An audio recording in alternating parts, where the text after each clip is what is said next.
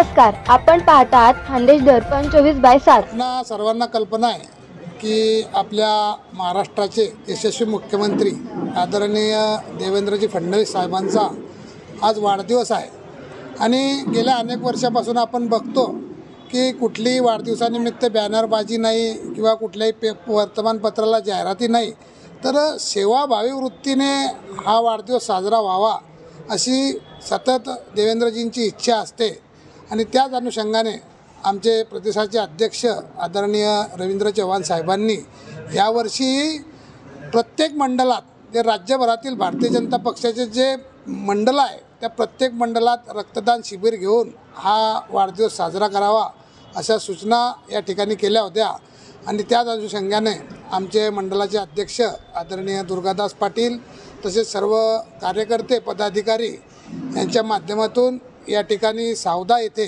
रक्तदान शिबिराचं आयोजन या ठिकाणी करण्यात आलेलं आहे।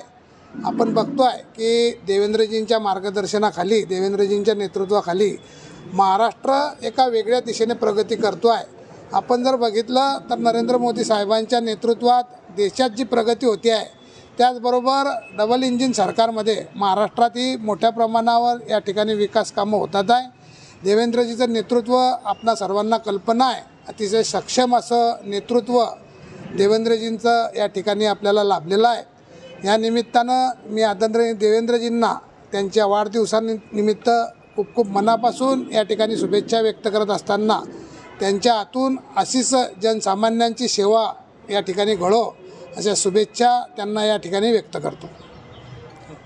आज आदरणीय आपले महाराष्ट्राचे मुख्यमंत्री देवेंद्रजी फडणवीस त्यांच्या वाढदिवसानिमित्त आपण आज सावदा मंडळा येथे रक्तदान शिबिरचा कार्यक्रम घेतलेला आहे। हा कार्यक्रम आपण आदरणीय गिरीश भाऊ महाजन, त्याचनंतर आदरणीय रक्षाताई खडसे, संजयजी सावकारे, आमचे जिल्हाध्यक्ष चंद्रकांत भाऊ बाविस्कर, त्याचप्रमाणे लोकसभा निवडणूक प्रमुख नंदूभाऊ महाजन यांच्या मार्गदर्शनाखाली आपण हा कार्यक्रम संपन्न करीत आहोत। धन्यवाद।